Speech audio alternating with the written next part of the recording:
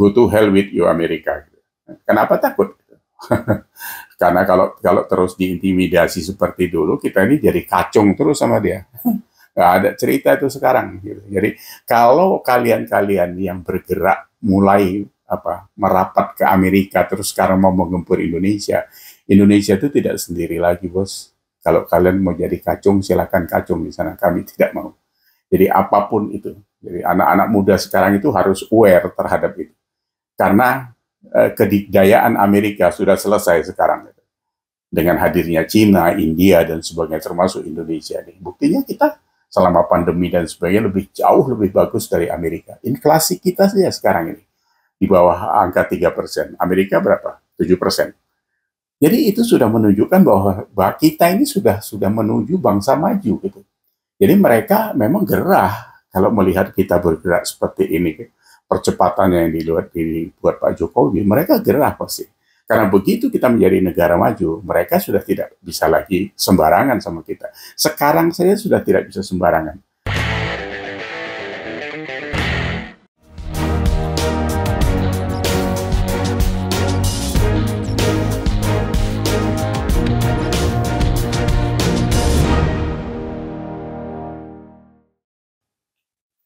Semangat Indonesia. Ini ada yang hot lagi selain azan. Kalau azan itu isu-isu murahan saja yang setiap saat mereka mengincar aktivitas Mas Ganjar ini, karena sebagai kompetitor yang mereka itu harus diwaspadai. Itu sah-sah saja.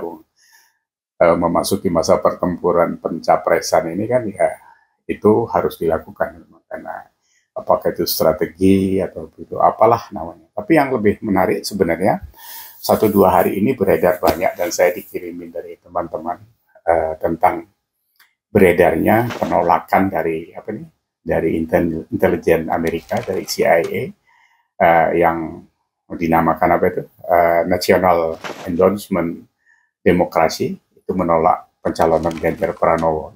Nah, ini kalau saya baca dari beberapa kalimatnya dan karena sumbernya juga tidak jelas, ini kayaknya memang dibuat seperti kayak teror kepada pendukungnya Ganjar Pranowo gitu. Jadi sehingga orang bisa takut ini kalau nanti Amerika masuk kan ribut gitu. Malah sudah ada angkanya berapa $700 atau apa setiap demonstrasi itu katanya dibiayai oleh Amerika gitu. Nah, seperti yang kita katakan tadi bahwa dari narasinya, dari apapun itu sudah bisa kebaca bahwa ini memang sifatnya menteror dan ini sebuah strategi kalau menurut saya gitu. Tapi yang mereka lupa adalah kondisi Indonesia saat ini itu tidak seperti tahun 60-an, tidak seperti bahkan tahun 90-an. Karena perubahan dunia saat ini itu membuat suasananya sangat jauh berbeda. Jadi dominasi Amerika dan sebagainya itu sudah tidak seperti dulu lagi. Amerika sekarang sudah ada China, ya, ada India, bahkan adanya BRICS yang sekarang sedang hangat-hangatnya untuk dedolarisasi itu kan cukup mengkhawatirkan Amerika. Nah, tapi kalau dikaitkan dengan pergerakan yang dilakukan Pak Jokowi, itu memang masuk di akal karena Pak Jokowi harus dihentikan gitu, ya, dihentikan langkahnya karena memang Eropa, Amerika itu pada tidak setuju dirugikan oleh langkah-langkah yang dilakukan Pak Jokowi.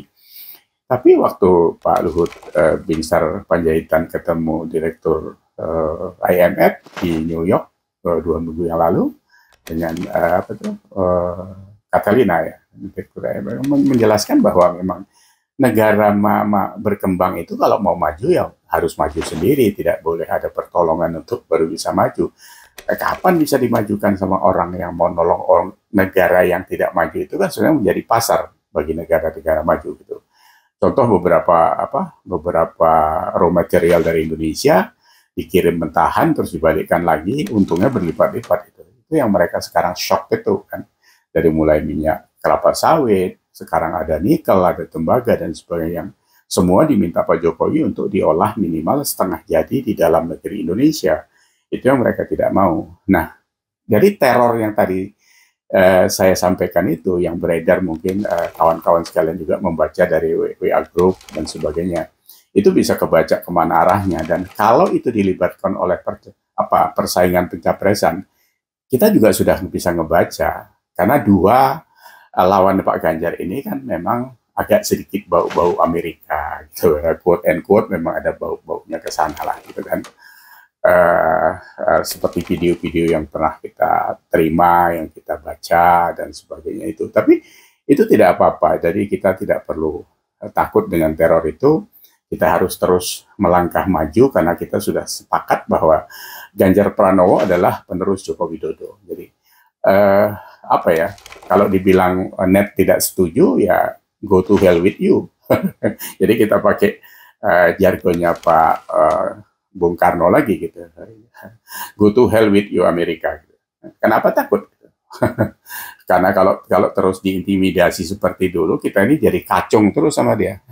Nggak ada cerita itu sekarang. Gitu. Jadi kalau kalian-kalian yang bergerak mulai merapat ke Amerika terus sekarang mau menggempur Indonesia, Indonesia itu tidak sendiri lagi, bos. Kalau kalian mau jadi kacung, silakan kacung di sana. Kami tidak mau. Jadi apapun itu. Jadi anak-anak muda sekarang itu harus aware terhadap itu. Karena kedikdayaan Amerika sudah selesai sekarang.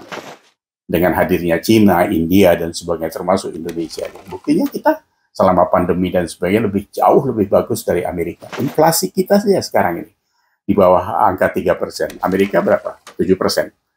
Jadi itu sudah menunjukkan bahwa kita ini sudah menuju bangsa maju gitu.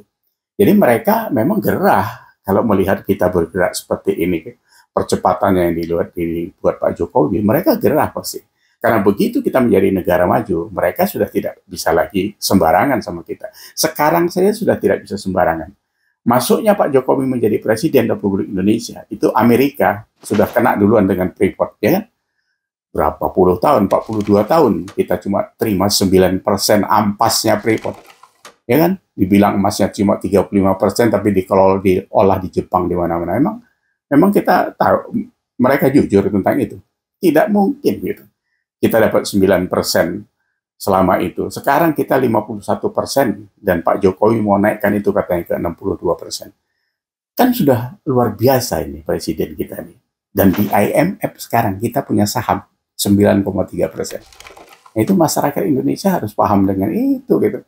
Ya kan? Jadi ini yang kalian edarkan sekarang, Ganjar nggak disetujui, emang kita kacungnya Amerika. Enggak, bos. Kita partneran sekarang sudah banyak dengan India, dengan China. Makanya jangan ribut. Kalau alih teknologi sekarang dari China banyak di Indonesia, jangan kalian cuma teriak-teriak Cina. Kita kacungnya Cina. Dari mana cerita kacungnya? Analisa Faisal Basri yang kemarin panjang lebar sampai ngomongin Pak Jokowi, tolol, pembohong. Ternyata datanya yang tolol dan pembohong. Ya kan? Jadi ngomong itu pakai ini. Nah, sekarang beredar video seperti ini. Ini siapa yang edarkan? Siapa itu? Kita ini ya rakyat-rakyat yang di bawah ini, yang dianggap bodoh seperti kita ini. Sekarang nggak bisa lagi. Gitu. Jadi anak muda sekarang ini yang harus betul-betul cermat melihat kondisi ini. Ini masa transisi yang memang kalau salah langkah, jebol kita semua. Makanya untuk menjaga bagaimana kinerja Pak Jokowi bisa diteruskan ke Ganjar Pranowo ini betul-betul harus presisi. Kita sudah menghitung kekuatan di mana dari capres nanti, jadi ada dari pilpres nanti. Kan kita sudah punya mapping. Pak Jokowi saya menang 21 provinsi yang lalu. Itu sudah menjadi basisnya Ganjar Pranowo gitu kan. Jadi kita nggak usah jauh-jauh bicara ini. Saya sendiri secara pribadi sudah menghitung itu. Ya insya Allah bisa satu putaran. Kita harus yakin itu satu putaran. Karena Pak Ganjar sudah tidak bisa tidak bisa dipungkiri bahwa dia yang terbaik saat ini. Dari hasil dia menjadi gubernur, apapun itu. Tadi baru saya lihat videonya Iman dari Mas Iman itu. Rumah saja dia tidak punya, selama di Jakarta nggak punya rumah. Itu orang apa? Salah satu kejujuran pemimpin itu ada di situnya.